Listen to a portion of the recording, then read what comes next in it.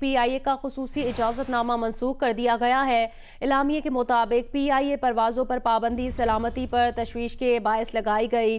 पाबंदी की बुनियादी वजह पाकिस्तानी पायलट्स के लाइसेंस को मशकूक करार दिया जाना है। अब PIA अमरीका के लिए अपनी परवाजें नहीं चला सकेगी।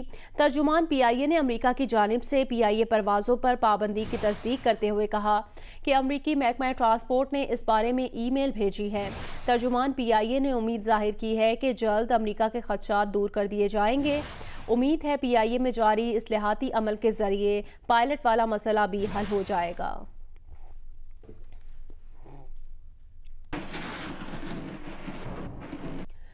खबर दें, कराची में बिजली की लोड शेडिंग के खात्मे के लिए सुई सदरन ने के इलेक्ट्रिक को इजाफी गैस की फराहमी शुरू कर दी। सुई सदरन तयशुदा मुआहदे से 100 MMCFD गैस ज्यादा फराहम करेगा। वजीर आजम इमरान खान ने कराची में लोड शेडिंग का मसला हल करने की हिदायत की थी। इजाफी गैस की फराहमी की वजह से आज से 3 रोज तक सिंध की सनतों को गैस की फराहमी बंद रहेगी। सिंध के CNG स्टेशन आज और कल गैस से महरूम रहेंगे। कराची के मुख्तलिफ इलाकों में बिजली की लोड शेडिंग का सिलसिला भी जारी है कि इलेक्ट्रिक ने शहर में बिजली की लोड शेडिंग नागुज़ीर करार दे दी। कराची से लोड शेडिंग का अजाब हट न सका। एलानिया, गैर एलानिया और टेक्निकल फॉल्ट्स के नाम पर दिन हो या रात बिजली की बंदिश का सिलसिला जारी है। वजीर आजम के नोटिस के बाद सुई सदरन मजीद 40 MMCFD गैस के इलेक्ट्रिक को देगा। इस तरह सुई सदरन के इलेक्ट्रिक को तयशुदा मिकदार से 100 MMCFD गैस ज्यादा फराहम करेगा, जिसके बाद के इलेक्ट्रिक को गैस सप्लाई रिकॉर्ड औसत सतह 290 मिलियन मकब फीट तक पहुँच जाएगी। इस इजाफी गैस फराहमी का असर सिंध की सनतों और CNG पर पड़ेगा। हुक्काम के मुताबिक आज से इतवार तक सिंध में तमाम सनतों को गैस की सप्लाई बंद रहेगी, जबकि आज और कल सिंध भर के CNG स्टेशंस को भी गैस की फराहमी नहीं की जाएगी। Side association of trade and industry और ऑल पाकिस्तान CNG एसोसिएशन ने फैसले को नाकाबिल कबूल करार देते हुए हुकूमत से इस पर नजरसानी का मुतालबा किया है। उनका कहना है कि पावर प्लांट्स को गैस के बजाय फर्नेस ऑयल पर भी चलाया जा सकता है। उधर तर्जुमान के इलेक्ट्रिक का कहना है कि के इलेक्ट्रिक के हुक्काम ने कोरंगी, साइट और नॉर्थ कराची समेत दीगर ट्रेड एसोसिएशन से मुलाकात करके उन्हें अपने मसाइल से आगाह किया। 2 जुलाई से कैनब से बिजली की सप्लाई मुअत्तल है। IPPs भी बिजली कम दे रहे हैं। बिजली की तलब 3500 मेगावाट तक पहुँचने से लोड मैनेजमेंट नागुज़ीर है। रात के वक्त घरेलू सार्फिन को बिजली की फराहमी के लिए सनतों का ताउन दरकार है। वफाकी वजीर मनसूबाबंदी असद उमर ने कराची में बिजली की लोड शेडिंग की शिद्दत में आइंदा कुछ दिनों में कमी की नवीद सुना दी। मजमूई तौर पर जिस निज़ाम की मैं बेहतरी की बात कर रहा था, जिससे हम 800 से 1000 मेगावाट नई एडिशनल बिजली कराची में, उसकी डेडलाइन जो है मुकम्मल होने की उस मंसूबे की वो मार्च 2022 है। उधर कराची में गैर एलानी लोड शेडिंग पर नेपरा की खुली कचहरी आज होगी। नेपरा ने कोरोना के बायस कचहरी में शिरकत करने वालों को जूम लिंक पर आने का कहा है। नेपरा की वेबसाइट पर दिए गए नंबर पर कॉल करके खुली कचहरी में शिरकत की जा सकती है। सिंध भर में CNG स्टेशन 48 घंटों के लिए बंद कर दिए गए। CNG स्टेशन इतवार की सुबह 8 बजे खुलेंगे। CNG स्टेशन के इलेक्ट्रिक को इजाफी गैस की फराहमी के लिए 2 रोज बंद रहेंगे। इस फैसले से मुतालिक अवाम की क्या राय है, ये बताएंगे नुमाइंदा जियो न्यूज़ कमर अली। जी, हुकूमत की जानिब से के इलेक्ट्रिक को इजाफी गैस की फराहमी के लिए 2 रोज़ के लिए जो है वो CNG स्टेशन बंद करने का फैसला किया गया है। आज से इतवार तक CNG स्टेशन मुकम्मल तौर पर बंद होंगे, क्योंकि के इलेक्ट्रिक को जो है वो गैस की इजाफी फराहमी की जाएगी। 2 रोज़ CNG स्टेशन बंद होने से जो आम तबका है उस पर क्या असर पड़ेगा, ख़ासतौर पर वो हज़रात जो अपनी गाड़ियों में CNG यूज़ करते हैं और अपना रोज़गार हासिल करते हैं। भाई ये तो बिल्कुल गलत है। वैसे ही लाइट नहीं आती, ये गैस देंगे तो आवाम भी जो रुल जाएगी। और बंद नहीं होनी चाहिए, तो पहले रोज़गार नहीं है। मुश्किलात तो सबको भी, हमको भी मुश्किलात है। पाकिस्तान है, इसमें कभी बिजली नहीं है, कभी लाइट नहीं है, कभी गैस नहीं है, क्या करें। उनका ये कहना था कि हुकूमत को भी सोचना चाहिए कि एक तरफ के इलेक्ट्रिक की कारकर्दगी बेहतर नहीं है, ऊपर से 2 दिन जो है वो लोगों को CNG से उनको गैस मज़ीद इजाफी फराम करके CNG स्टेशन बंद करके जो आवाम को मुश्किलात होंगी, उसका उनको कहना था कि हुकूमत को भी अंदाज़ा होना चाहिए।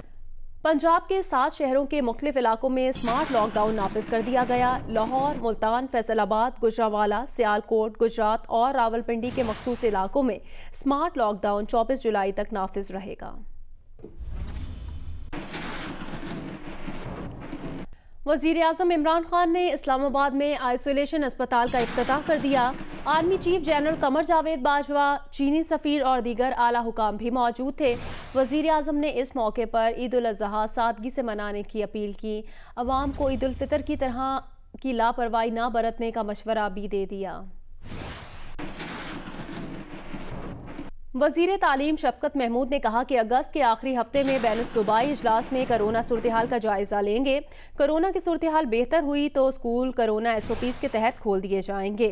प्रोग्राम आज शाहज़ेब खानज़ादा के साथ में गुफ्तगू करते हुए शफ़क़त महमूद ने कहा, ऑनलाइन क्लासेस सिर्फ एक मखसूस तबके तक महदूद हैं।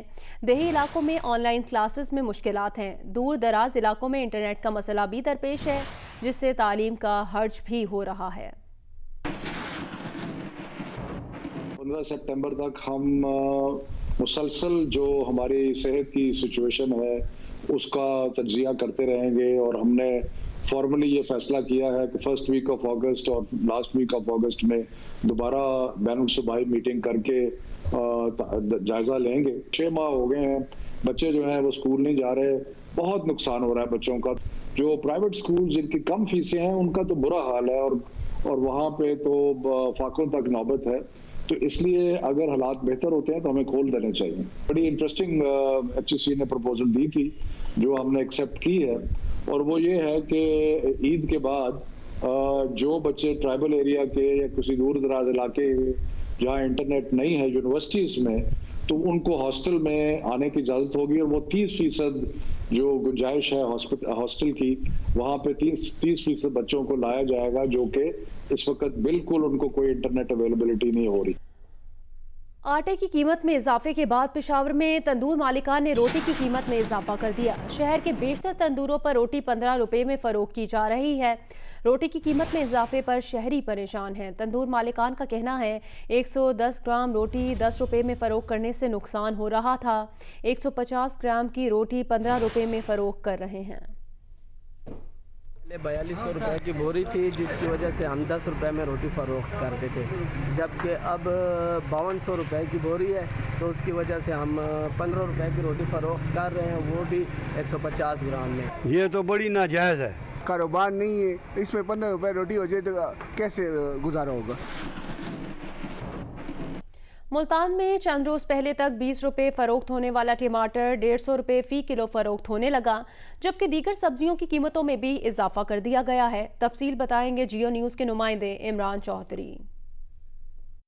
जी, मुल्तान में सब्ज़ी की कीमतों में बतदरीज इजाफा हो रहा है। 8 से 10 रोज़ कबल जो है वो 10 से 20 रुपये फ़ी किलो में फ़रोख्त होने वाला टमाटर इस वक्त 140 से 160 रुपये की फ़ी किलो फ़रोख्त हो रहा है। इसी तरह प्याज जो पहले 20 रुपये फ़ी किलो फ़रोख्त हो रहा था, इस वक्त उसकी कीमत 40 रुपये फ़ी किलो हो गई है। ईद नज़दीक आते जा रही है, जो सब्ज़ियाँ ईद के दिनों में ज़्यादा इस्तेमाल होती हैं, ताजर हज़रात ने अभी से उनकी कीमतों में इजाफा कर दिया है। इसी तरह ईद की मुनासबत से जो गर्म मसाले बहुत ज़्यादा ईद के दिनों में इस्तेमाल होते हैं, बढ़ चुकी हैं। शहरियों ने ज़िले इंतज़ामिया से ये मुतालबा किया है कि अभी कीमतें बढ़ना शुरू हुई हैं, इनको अभी कंट्रोल किया जाए। ये ना हो कि जो सब्ज़ी ईद के दिनों में जाके टमाटर फिर जो है वो डबल सेंचुरी को भी क्रॉस कर जाए। जबकि ज़िले इंतज़ामिया का ये कहना है कि रोज़ाना की बुनियाद के ऊपर सब्ज़ी मंडी में ख़ास तौर पर टमाटर, लहसन, अदरक और प्याज की बोली को मॉनिटर किया जा रहा है, और जो सरकारी नर्ख जारी किए जाते हैं, परचून फरोशों को भी पाबंद किया जा रहा है कि वो इन्हीं नर्खों पर शहरियों को सब्ज़ी फ़रोख्त करें। जी, बहावलपुर में भी आटे और चीनी की कीमत कम ना हो सकी। शहरी परेशान है और मकामी इंतजामिया खामोश है। मजीद बताएंगे नुमाइंदा जियो न्यूज़ अमीन अब्बासी।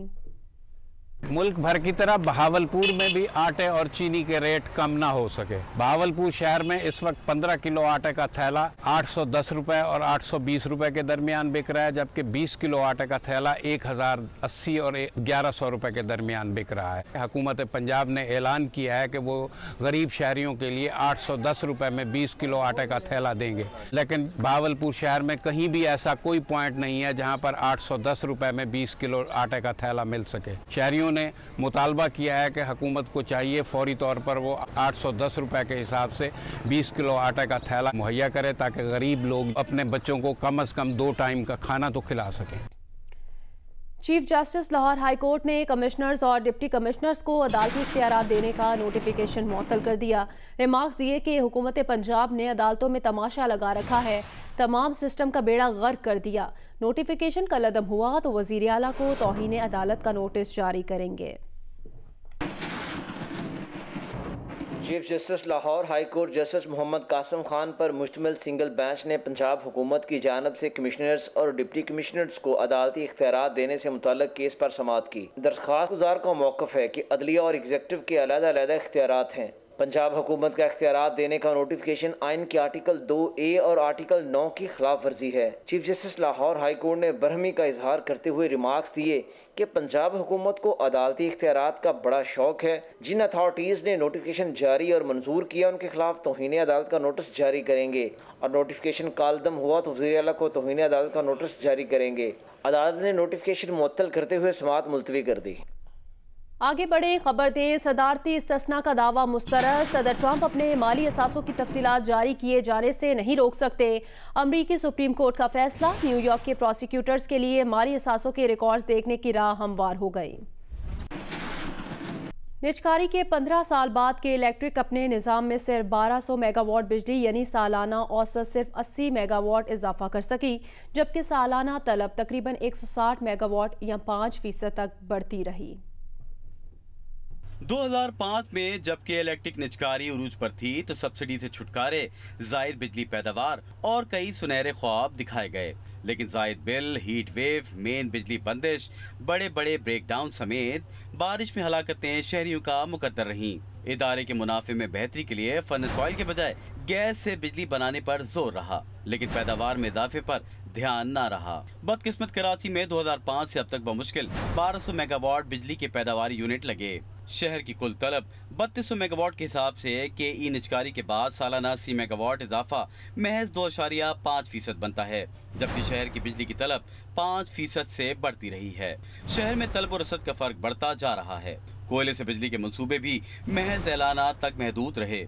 नाकामी को भांपते हुए वफाकी हुकूमत ने 1400 मेगावाट बिजली देने पर रजामंदी जाहिर की है, लेकिन संजीदा सवाल उठ रहे हैं कि क्या KE निज़ाम इतनी बिजली सहारने के लिए तैयार है? वो सिस्टम जो बार बार ब्रेकडाउन का शिकार है, इजाफी बिजली कैसे तरसील करेगा? बाज़ माहिरीन के मुताबिक 2005 से सालाना तलब में 5% इजाफे के हिसाब से के इलेक्ट्रिक को 1800 से 2200 मेगावाट सिस्टम शामिल करना चाहिए था, लेकिन ऐसा लगता है कि निजकारी के वक्त किए गए वादों के तहत इजाफी बिजली की पैदावार के बजाय विफाक से 1400 मेगावाट या मजीद का ऑर्डर KE की हिकमत अमली का हिस्सा है। के इलेक्ट्रिक नुमाइंदगान से इस हवाले से बार बार राब्ता करने पर भी कोई जवाब मौसूल नहीं हुआ। अली इमरान सैयद, जियो न्यूज़, कराची। जिला थरपारकर में भी खुदकुशी या कत्ल का एक केस सामने आ गया। मिट्टी के 20 साला नौजवान की फंदा लगी लाश मिली है। पुलिस ने कानूनी कार्रवाई और पोस्टमार्टम के बगैर लाश वर्षा के हवाले कर दी। पुलिस का कहना है वर्षा ने बयानात में इसे खुदकुशी करार दिया है, इसलिए लाश वर्षा के हवाले कर दी गई है। पुलिस की जानिब से केस में 174 की कार्रवाई न करने पर पुलिस कारकर्दगी पर कई सवालात उठाए जा रहे हैं। थरपारकर और बदीन के अजला में मुबैना खुदकुशियों के बढ़ते वाक़यात और तफ्तीश में पुलिस की संगीन गफलत की पहले भी निशानदही की जा चुकी है।